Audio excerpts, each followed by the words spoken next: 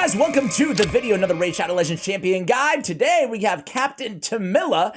Kasich says, yo bro, new to the game, have not stopped watching your videos. Well, thank you so much, man, appreciate that. I pulled Captain Temila, think you could do a guide on her? Absolutely. We have Philly1224, please do a guide on Captain Temila. She is never spoken about. A great support champion who is the only reason I could beat Faction Wars 21 for Dark Elves. Well, ask and you shall receive. Ladies and gentlemen, again, welcome to the channel. So who is this Captain Temila? Ooh, spoiler alert, I pulled Supreme Kale. Another video for another day, guys. Captain Temila, who is she? She actually is. I'm a big fan of this champion, too. She is a little bit of an unsung hero. I don't know why she's not spoken about more. Let's go ahead and talk about why. She's an HP-based champion. She is a Magic Affinity Dark Elf Epic champion on her A1 Bond of Duty. Attacks one enemy, has a 50% chance of placing a 15% continuous heal buff on this champion for one turn if the hit is critical. So this would be the only reason you would want to build this champion with any crit rate. However, it's only a 50% chance, even if you do build her with crit rate. So I am personally passing on crit rate on this champion. Hey, you're going to have a little bit of crit rate anyway, so it's a nice to have. You'd be surprised how often, even with a 30% crit rate, whatever we have in today's video, it's still landing, but I'm not going to go out of my way to put like crit rate on her gauntlets. On the A2, stay in the fight. It's a 3-turn cooldown. We got the big version of increased defense and then heals all allies by 15% of this champion's max HP. We're always looking for it to be based on this champion, not the allies, so we can really scale up her max HP and make her 15% be equal to maybe 25 or 35% of my other allies. So it can be actually a pretty beefy heal along with the increased defense. And this is really a great ability here, but it keeps getting better. On a 4-turn cooldown, we get ally protection on all allies 50%. So the big ally protect, it's the best damage mitigation in the game, right? 50% of damage going to be rerouted to her. It's great, right? It's on a 4-turn cooldown, but in a weird way, being as her base stats are only 19k and 1100 on HP and defense respectively, it's actually, I think, a little bit better that it's on a 4-turn cooldown, right? Obviously, if you need it on 3-turn cooldown, it's not better, but it's easier to kind of keep her alive, keep her healing everybody as well, because if it was on a 3-turn, it can sometimes be difficult to keep the champion alive unless they're like OP like Krisk or Kyoku and they have 1500 base, defense and a lot of HP as well. So I like this ability, Ally Protect, increase defense and the heal.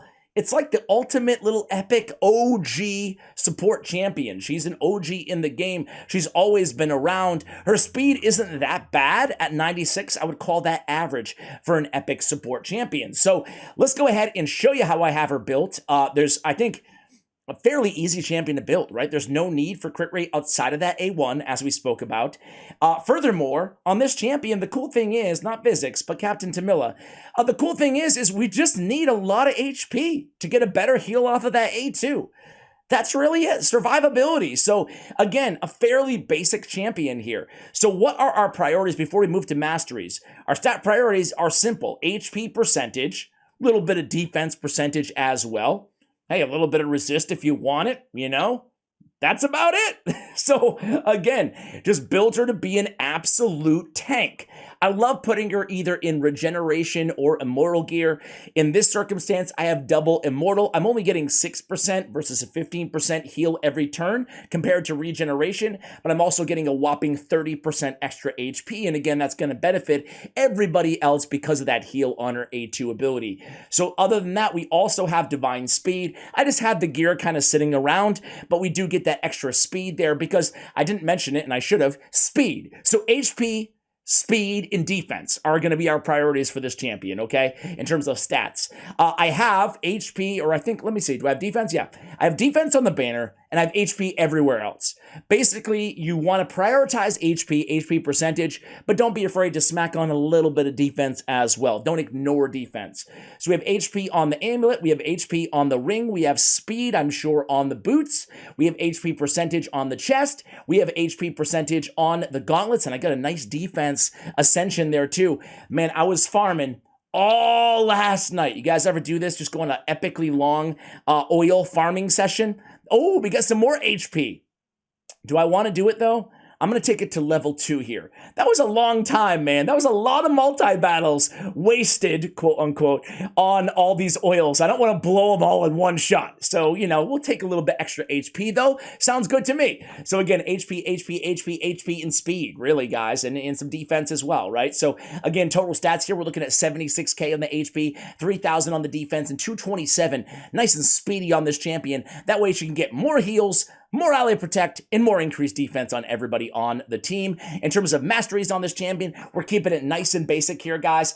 I am definitely recommending you go support tree on this champion. Now, other than that, it's nice to get a little bit of damage, come down the left-hand side, pick up War Master against bosses, going to help you guys out. But there's nothing wrong with going defense on this champion as well. If I was going to go defense on this champion and support, I would probably go with the defense, Tough Skin. I come down, pick up Blast Proof, pick up Resurgent, come down, pick up Delay Death, and then I go down to Retribution so I can get those counterattacks and get maybe a few more extra continuous heals on the champion, keep her nice and healed up. Speaking of heals, though, I really like coming down the left-hand side of the support tree on this champion. We already talked about the value of that heal. It's decent because it's based on her HP. For that reason, we're going to go Steadfast, get more HP, go Lay on Hands, increase the value of heals this champion casts by 5%. Going to do the same thing with Healing Savior, Merciful Aid, come down to Lasting Gifts, extending the duration of the ally protect and the increased defense, and possibly the continuous heal as well on the A1. I also have Spirit Haste, we have Cycle of Magic, and we also have Rapid Response, right? Has a 30% chance of increasing the turn meter by 10% whenever a buff cast by this champion is removed or expires. And again, she's bringing 3 buffs in her kit. Every single ability does bring 1 buff potentially. So again, nice turn meter fill, gonna help you guys out as well. If you don't wanna go tier 6 on War Master, if you just wanna go defense and support, you can come down and just pick up even more HP with Elixir of Life, or you could pick up Timely Intervention. Increases champion's turn meter by 20% whenever an ally hero drops below 25% to get those heals out of that A2 even quicker, okay? So I would probably go Timely Intervention instead of War Master if I didn't want to go down the offensive tree for that extra damage on War Master on this champion. So there it is, guys. That is her build. Where are we using this champion? Let's take a quick look here at good old Hell Hades' website, as we've been doing here on all of the champion guides. He gives her a 2.5. He gives her a pretty bad grade overall. He gives her a good grade in Clan Boss. Again, if you have like I would say an early game to a mid-game Clan Boss team, she's going to be a great support, basically a non-unkillable team, right? Because unkillable teams, which are really meta once we get to kind of Nightmare and Ultra Nightmare and Clan Boss, maybe even Brutal for some folks out there, she's not going to be doing much on an unkillable team, right? We don't need the increased defense. We don't need the heals, we don't need the ally protect either. But before that, she's a great option for Clan Boss. So a great option for kind of mid to early game. For Faction Wars, she's tremendous. We saw that in one of the original comments requesting this video, right? She's great as a Faction Wars support champion. I think she's worth taking to 60, and I think she's worth booking out if you're struggling with Faction Wars on the support. She's going to be able to support your team and mitigate damage extremely well. In terms of end game viability, though, it does taper off once you reach the end game. You look at these new dungeons coming out, between Iron Twins and Sand Devil and live PvP coming later this year. I don't think she's going to be extremely useful in those areas. When it comes to Doom Tower bosses, she's going to be, okay as a support champion when and where her kit makes sense for you. You guys would know that. I will say, though, there are quite a few secret rooms in various rotations, as we're going to see in today's video, where she can help you quite a bit. And that's really what pushes me over the edge when it comes to advocating people actually investing in this champion, right? Because the last thing I want to do here on the channel, as you guys already know, is come in here and say, every champion's OP, every champion is worth all your resources. No, you really have to pick and choose. So if her kit makes sense to you, invest. And the nice thing about her is, again, in the end game, she will provide a little bit extra utility. For example, Doom Tower, this is the hard track right now. It's a brand new cycle and rotation. We're in Secret Room number 2, and this is Champions from the Dark Elves faction only.